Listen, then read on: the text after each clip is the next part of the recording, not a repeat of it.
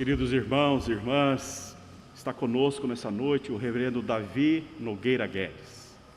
Reverendo Davi, casado com a Lidiane, pai de um casal de filhos lindos, a Isabela e o José.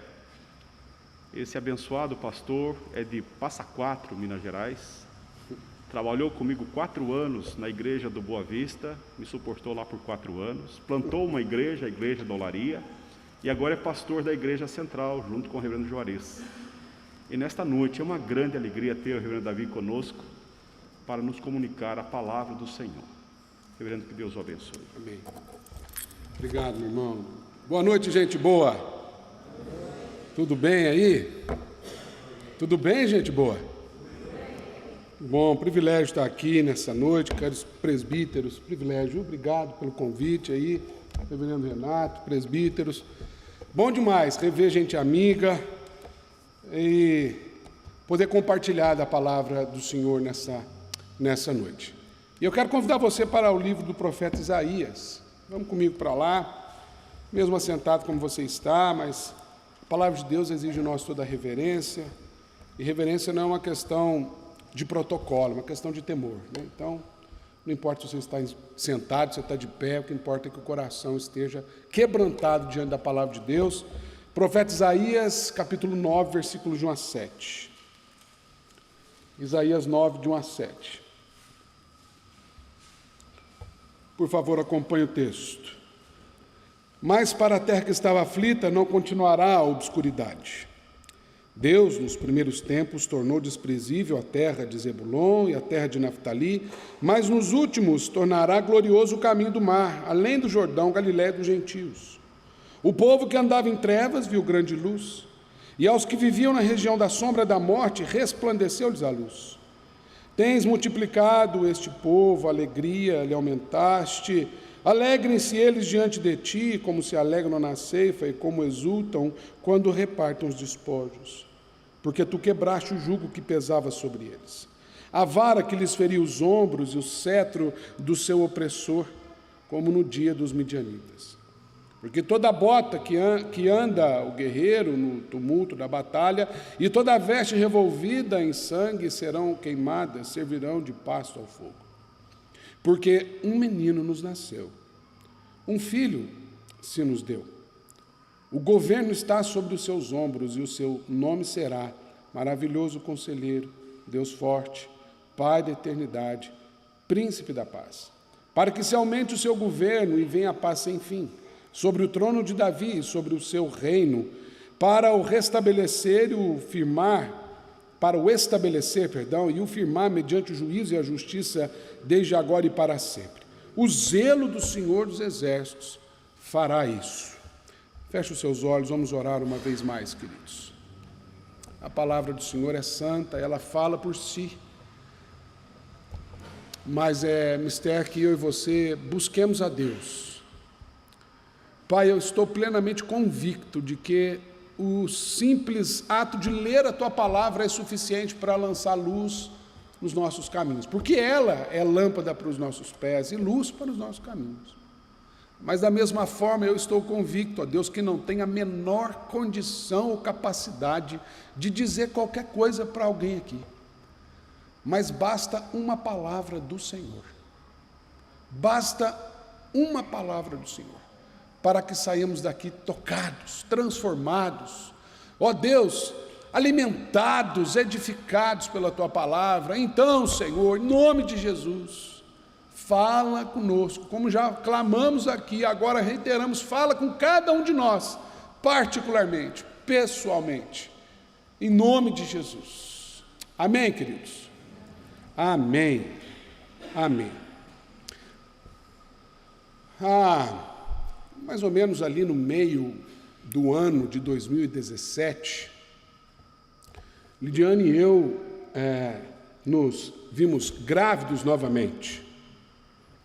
A Isabela já estava para fazer 5 aninhos, e então nós encomendamos o segundo. Então nós começamos os exames, e eu me lembro como se fosse hoje, nós entramos no consultório da doutora Samira. Eu não sei se você se lembra disso. E ali estava aquele embriãozinho pequenininho. Mas tinha um problema. O coraçãozinho não estava respondendo. Você lembra disso? E a Samira me chamou no canto e falou assim: olha, vamos esperar uns 10 dias e você volta aqui e a gente vai ver como é que está. Porque podia evoluir na gestação, mas também havia um grande risco de não evoluir. E o repouso, importante. E foi naquele dia que o Senhor encheu o nosso coração, o meu e da Lidiane, de esperança por aquele filho ou filha que viria. Eu tinha certeza que era menina, não sei se você se lembra disso. A Lidiane tinha certeza que era menina. E quando a gente soube da boca da doutora Samira que era um menino, naquele dia o Senhor trouxe a palavra de Gênesis capítulo 49 ao meu coração. José é um ramo frutífero. Um ramo frutífero junto à fonte, seus galhos se estendem por sobre o muro. José está aí, quem sabe dá para ele chegar, para você conhecer, que você nunca mais viu, né? É só por foto. José tem 4 aninhos, a Isabela está com 10, ambos estão diagnosticados no transtorno do espectro autista, então eu acertei na loteria para ter 2. E é uma bênção. Por que eu estou falando isso para você? Porque a família é base da sociedade, não é verdade? Nesses dias que a gente está vivendo toda essa efervescência política, as pessoas andam muito preocupadas com o que vai ser da família. Ameaças de ideologias daqui, de lá, e de acolá e tal. Mas esse texto que nós lemos aqui, do profeta Isaías, eu quero convidar a sua atenção para reforçar a primeira parte do versículo 6. Um menino, porque um menino nos nasceu. Um filho se nos deu, um menino. A história da humanidade foi transformada a partir de um menino. Mas por que um menino? Por que um menino? Porque o próprio Deus nasceria do ventre de Maria. Uma mulher que, sim, nós lemos aqui no início, o Cântico de Maria, uma mulher cheia de graça, abençoada, mas pecadora. Por que Deus escolheu essa forma? O que Deus realmente estava fazendo na história da humanidade ao visitar Maria com aquela notícia? Você vai conceber e você vai dar à luz um menino. E Isaías profetizando: o seu nome será maravilhoso conselheiro, Deus forte, Pai da eternidade, príncipe da paz. Eu quero fazer uma pausa aqui, porque a resposta doutrinária, ela é óbvia. Ele veio para nos salvar. Pronto. Ele veio para nos salvar. Amém, igreja? Agora a pergunta é: o que isso significa? Você já parou para pensar o que significa ser salvo? Ser salvo de quê?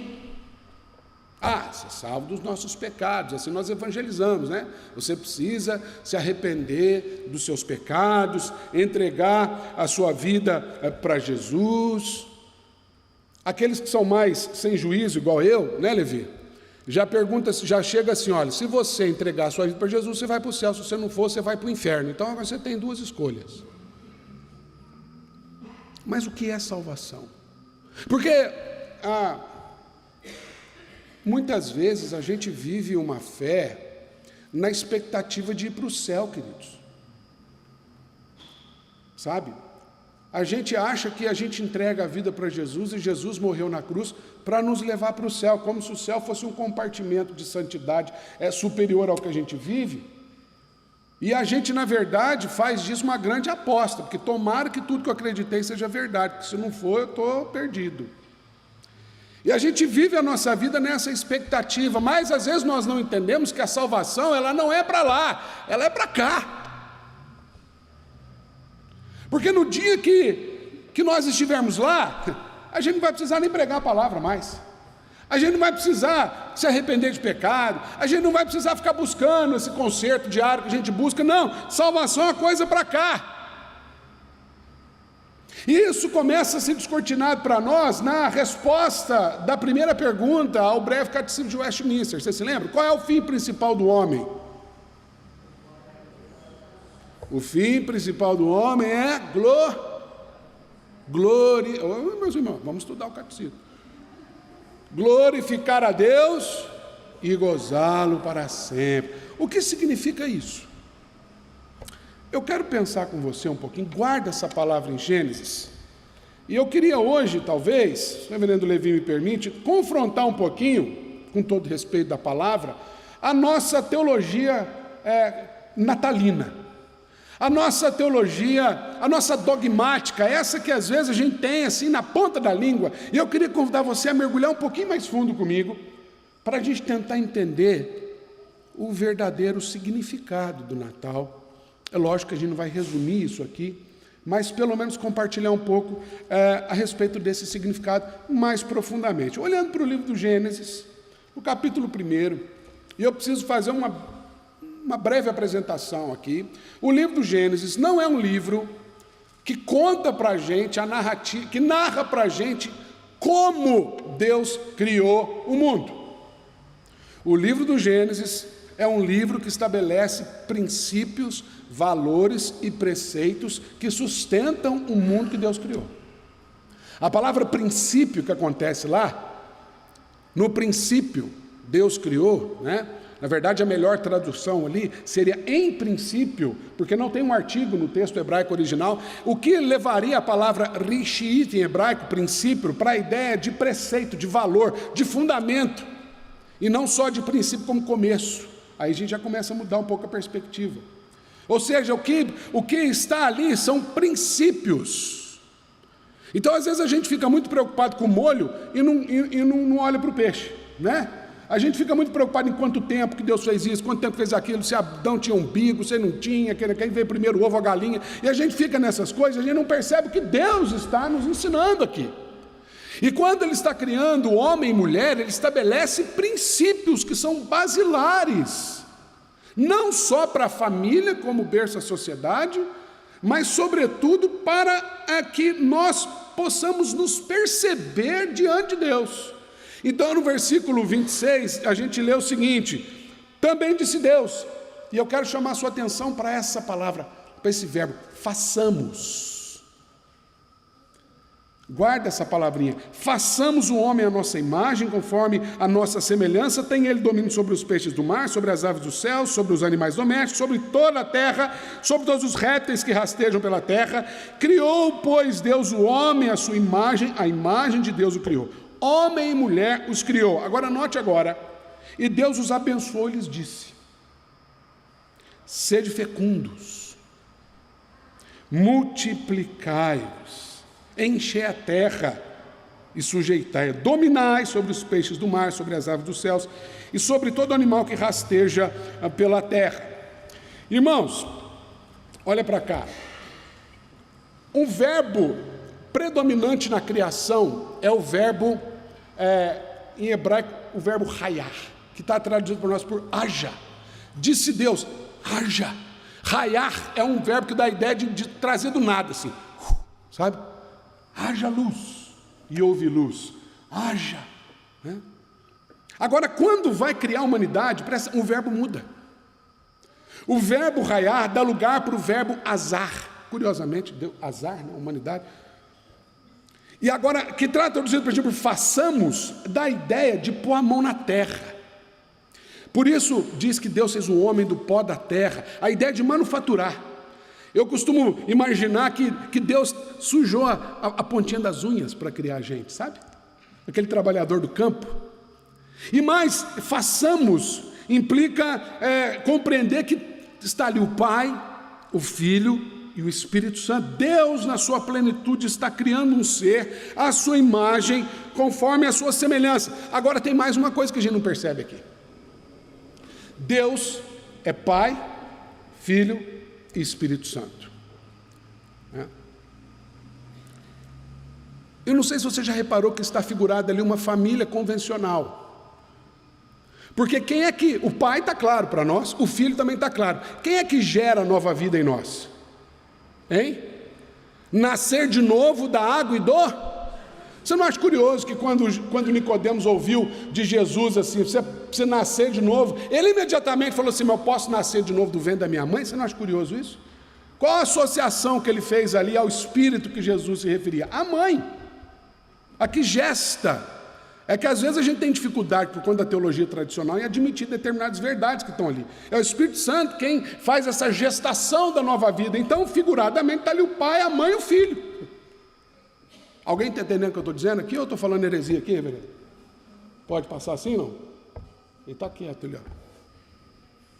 É lógico que eu não estou atribuindo a maternidade ao Espírito Santo, eu estou falando da presença da Trindade plenamente ali.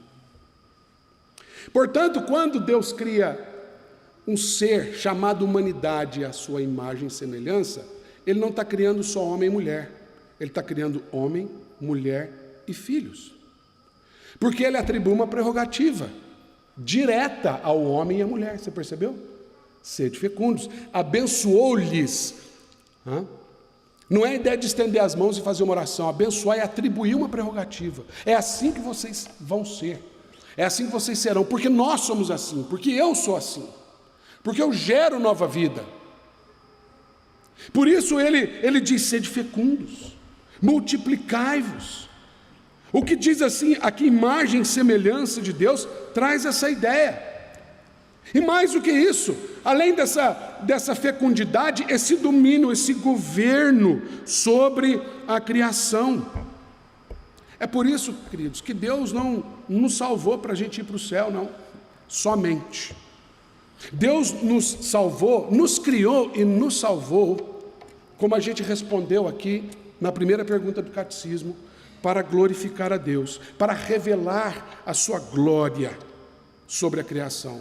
Carta de Paulo aos Romanos, capítulo 8, versículo 19, diz que a ardente expectativa da criação aguarda pela manifestação ou a revelação de quem? Dos filhos de Deus. Agora voltando para Isaías, guarde isso aí. O contexto imediato aqui de Isaías, que a gente acabou de ler, fala sobre o domínio do império assírio que vinha do norte. E se você, ali ele se refere, por exemplo, às tribos de Zebulon, a terra de Naftali, o povo que andava na obscuridade, o povo que estava nas trevas. Agora, se você voltar algumas páginas do livro de Isaías, você vai ver um pouquinho da descrição do território da Síria. Tá? E quando a gente vai ver ali onde é geograficamente posicionada a Síria, a gente vai ver ali a descrição de dois rios que regavam aquela terra. São os rios Tigre e Eufrates.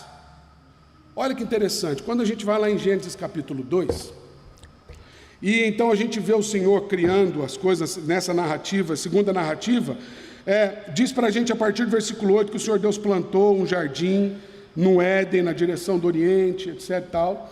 E ele vai descrever um pouquinho dessa localidade.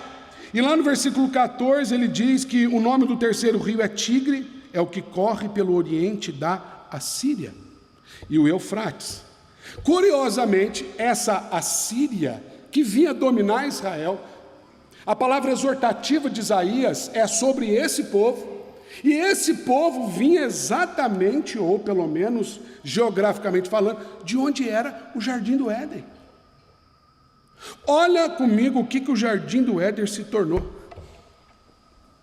Aquele lugar, porque Jardim do Éden não é exatamente, o Éden não é exatamente o nome do jardim, a palavra Éden dá a ideia de lugar perfeito, lugar de harmonia, é o que a gente chama de planeta Terra. Então o Senhor Deus plantou um jardim a oriente do Éden, onde está mais ou menos a Síria, nesse contexto, e ele colocou ali o homem e a mulher. Então agora vamos juntar essas peças. Ele plantou um jardim, ele coloca ali Adão e Eva, com essas prerrogativas de traduzir na criação a imagem e semelhança de Deus, esse ser pleno de Deus, E justamente por isso Deus deu para esse casal a prerrogativa de multiplicar, de encher a terra, de governar sobre tudo isso. Mas aí vem o pecado. Aí Gênesis 3 narra para a gente, você já sabe a história, a serpente vem e ela questiona a interpretação, a serpente, o diabo não pode questionar a palavra, questiona a interpretação da palavra, e lança aquela confusão, e você sabe da história. E então, Adão e Eva pecaram. Agora eu quero fazer mais uma colocação. Qual foi o pecado de Adão e Eva? Está na ponta da língua, não está? A desobediência. Mas desobediência a quê? A Deus. Mas ao que exatamente? Qual foi a desobediência? Quando a gente vai corrigir um filho, a gente não chega falando assim, mas você é desobediente. A gente chega e fala assim, olha, você me desobedeceu fazendo isso. Qual foi a desobediência? Está na ponta da língua. Tomou o fruto do conhecimento. Agora, o que isso significa? Vamos mais fundo comigo. Quer ver que interessante? Para responder essa pergunta, a gente precisa ir lá no capítulo 4 de Gênesis. Vem comigo que no final vai dar tudo certo. Falei, começou Isaías, está lendo Gênesis? Calma aí, gente. Olha a primeira expressão do capítulo 4 de Gênesis. Coabitou o homem com Eva, sua mulher, esta concebeu e deu à luz Caim, e disse, adquiri um varão com o auxílio do Senhor.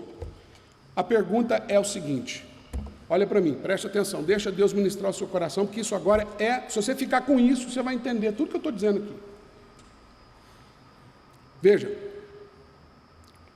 qual foi a prerrogativa que Deus estabeleceu abençoando o homem e a mulher a partir de si mesmo?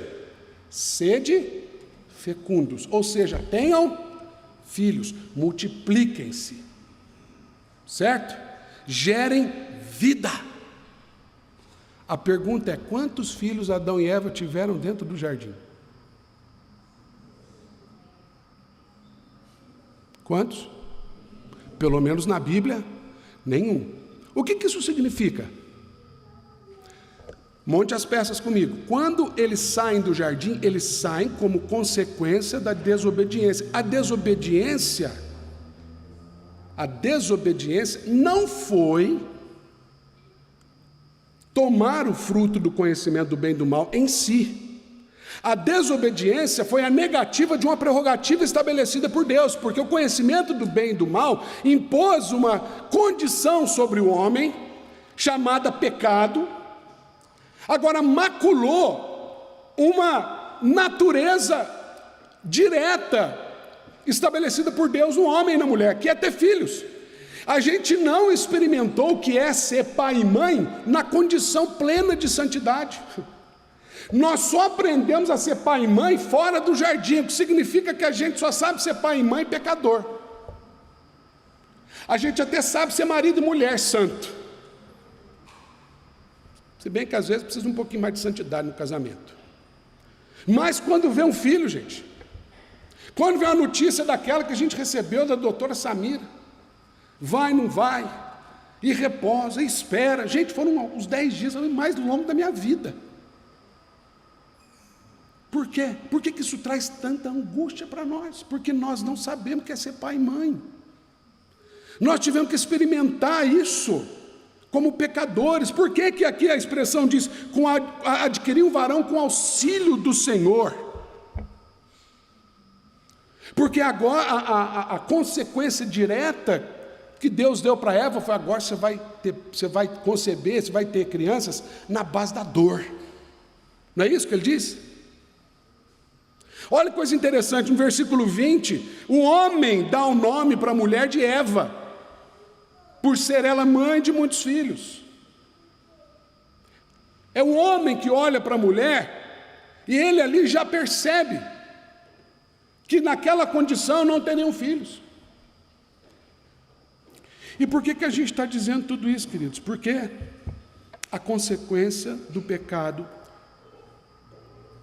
foi não provar da plenitude da humanidade não tendo filhos na condição perfeita. É lógico que isso se traduz em diversas práticas pecaminosas. Mas o que eu quero que você preste atenção é que tem uma rachadura na gente. O pecado rachou a nossa existência. O pecado quebrou a nossa possibilidade de sermos plenamente, manifestarmos plenamente aquilo para o qual Deus nos criou, a sua imagem e semelhança. A imagem e semelhança que nós traduzimos, ela é, de certa forma, corrompida, ou embaçada, distorcida, porque falta uma peça. Está entendendo o que eu estou dizendo? Portanto, por que um menino nos nasceu? Por que um filho se nos deu? Por que o governo está sobre os seus ombros? Domine ele sobre os peixes do mar, sobre as águas. Lembra? O apóstolo Paulo, escrevendo aos Romanos, capítulo 5, ele descreve algo lindo, porque ele coloca Jesus e Adão numa narrativa maravilhosa, e ele coloca Jesus como homem segundo Adão. Ele é aquilo que Adão não foi. Não um Adão frustrado, porque Adão cumpriu o seu propósito. Assim como Cristo cumpriu o seu propósito, assim como o pecado entrou por um homem o pecado foi retirado desde que ele trabalha ali. Mas você já parou para pensar então comigo aqui, para a gente voltar para Isaías e pensar nesse texto, nesse versículo? Por que é que a pessoa da Santíssima Trindade que nos salva é o Filho? Por que não o Pai? Por que o Espírito Santo que convence do pecado, da justiça e do juízo? Por que o Filho de Deus? Por que o menino? Por que ele resgata a nossa identidade como filhos? Porque nós perdemos isso no pecado. Então, o Filho de Deus, que nasce do ventre de Maria, como a profecia de Isaías nos diz, ele vem restaurar a nossa identidade em Deus. Ele vem preencher essa lacuna que o pecado criou na nossa vida. Ele vem nos ensinar a chamar Deus de Pai. Aliás, ele nos ensina a orar assim, quando orar, chamarás Pai. E o Pai não é meu, o Pai é nosso. Porque eu sou o Filho que veio ao mundo como unigênito, mas eu ressuscito como primogênito. O unigênito do Pai, essa pessoa da Trindade que vem nos salvar, é aquele que nos abraça e nos leva para uma relação com Deus que o pecado roubou. Chamar Deus de Pai, queridos, é coisa para quem é filho, é coisa para quem se vê no Filho, é coisa para quem entrega a sua vida para provar do amor do Pai no Filho, do amor do Filho no Pai.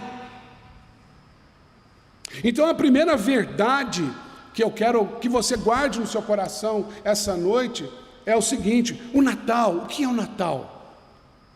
O Natal vai para muito além da ceia, o Natal vai para muito além das luzes, vai para muito além dos presentes. O Natal, queridos, é Deus se revelando plenamente para nós no Filho. Se não, vejamos o que a carta aos Hebreus, no capítulo 1, versículo 3, diz para nós. Essa declaração é maravilhosa.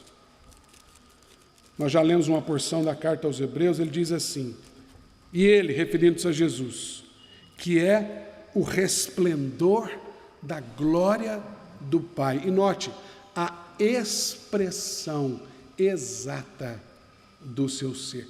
Expressão. Ele não é exatamente Deus, mas ele se expressa, ele é a exata expressão de Deus. Ele quem? O Filho. Que Filho? O menino que nos nasceu. O Filho que se nos deu. Então, no Natal, nós temos a oportunidade de encher o nosso coração dessa verdade bíblica maravilhosa. Aliás, é isso que o autor de Hebreus diz aqui nessa pequena perícope. Havendo Deus outrora falado muitas vezes e de muitas maneiras aos pais pelos profetas, nesses últimos dias nos falou pelo Filho, a quem constituiu o herdeiro de todas as coisas, pelo qual também fez o universo. Olha aqui o Filho. Olha o Filho que vem revelar Deus plenamente. É o Filho que chama Deus de Pai. É o Filho que diz: eu vou enviar o Espírito Santo e Ele vai agir na vida de vocês. Eu e o Pai somos um. É Ele quem diz e ora por nós, assim como eu e o Pai somos um, que eles sejam também um. É esse Filho prometido por Isaías, ou através do profeta Isaías, prometido por Deus, através do profeta Isaías. É esse Filho que revela para nós quem Deus é.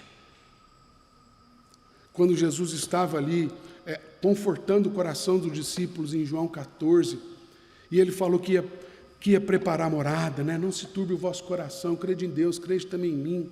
Na casa do meu Pai há muitas moradas, se não fosse assim eu vos teria dito, vou preparar-vos lugar. E ele vai enchendo o coração. Aí de repente um dos discípulos vira e fala assim: Senhor, mostra-nos então o Pai. E a resposta de Jesus foi: ô Filipe, há quanto tempo estou convosco? Quem vê a mim, vê o Pai. O menino envolto em faixa, na manjedoura, frágilzinho. E outra hora a gente conta um pouquinho desse contexto do nascimento de Jesus na manjedoura, envolto numa faixa, mas esse menino é a expressão exata do ser de Deus. E eu e você precisamos olhar para Jesus nesse Natal e ver Deus. Nós vamos abrir a nossa cabeça para perceber, queridos, quanto mais Deus tem para se revelar na nossa vida. Tem muito mais de Deus para nós do que nós possamos imaginar. É por isso que nós precisamos conhecer mais Jesus a cada dia. É por isso que Jesus não pode ser apenas uma figura soteriológica, gastar aqui minha teologia. Ele não pode se resumir a uma cristologia. Ele não pode se resumir a uma explicação sistemática. O Verbo se fez carne e habitou entre nós, como orou agora há pouco o reverendo Levi. Achei linda essa expressão. Ele se revestiu da nossa pele. Mas é nesse revestimento, nessa encarnação, que nós podemos ver a Deus. Nós podemos ver a Deus na sua plenitude. O menino nos nasceu. Segundo lugar, o Natal é então Deus se revelando plenamente para nós. Mas o Natal também é a redenção da nossa história familiar. O contexto imediato de Isaías está trazendo uma condenação para um povo constituído a partir de uma família. Israel, povo de Israel, é um povo estabelecido numa terra a partir de famílias. Chegaram em Canaã e dividiu o terreninho de cada um. São famílias. Se a gente for voltando a história, a gente vai ver que a gente vai chegar até lá naquele episódio. O episódio do nascimento de Caim e de Abel, e aí você sabe da história. Caim matou Abel.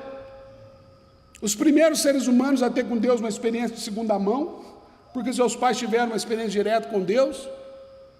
Por outro lado, Caim, o primeiro sujeito a, entre aspas, ser batizado, a viver uma experiência de redenção, de perdão, porque quando ele recebe a sentença do Senhor, ele fala: então, qualquer um que se encontrar comigo vai me matar. E Deus fala: não, você é meu, qualquer um que pôr a mão em você, eu vou vingar. Aleluia. E família por família, e família por família. Por isso que Jesus, queridos, ele nasce numa família. Ele não brotou de uma goiabeira, não, gente. Ele não apareceu assim numa nuvem. Ele tomou forma dentro dessa instituição familiar. Por isso que Isaías, ele fala assim outras vezes, referindo-se a Jesus como servo de Deus, ungido de Deus, né? A Bíblia tem vários adjetivos para falar de Jesus, mas aqui ele fala do menino, um filho, aquele que Maria pegou no colo, o Filho de Deus que vem nos ensinar, como a gente disse, a olhar para Deus como Pai. Agora tem uma outra coisa interessante aqui. Todas as vezes que eu olho para Isabela e para o José, eu fico lembrando um pouquinho do meu passado e do passado da Lidiane, que já chegou ali. A gente, quando é jovem, a gente dá umas paqueradas, né? E a gente imagina que vai casar com esse, casar com aquela e tal, né? Os dois, né? Mas aí, me casei com a Lidiane. E quando eu peguei a Isabela no colo pela primeira vez, tudo fez sentido, porque Isabela só é Isabela porque é filha de Davi e de Lidiane. Se fosse filha da Lidiane com o Zé da esquina, não seria Isabela, seria outra criança. Então é no exercício da paternidade, da maternidade na Isabela, que eu tenho a oportunidade de falar: filha, Jesus tem um plano para a sua vida, por isso que você vem ao mundo aqui nessa família. E a gente tem a oportunidade de olhar para a criança assim como Maria olhou para o menino, assim como os pastores olharam para o menino, assim como José olhou para o menino, assim como o menino cresceu e foi revelado, porque Natal é Deus redimindo a nossa família. Ou você acha que você se reúne em família no Natal somente para ceiar? Por que será que o Natal evoca tanto essa necessidade de a gente estar em família? Não é à toa não, queridos. O Filho vem salvar o mundo. O Filho vem restaurar nossa identidade com Deus. É o Filho que vem. Por isso o Natal tem esse sentido. Em último lugar, queridos, o Natal, ele é sim Deus se revelando plenamente para nós, na pessoa do Filho.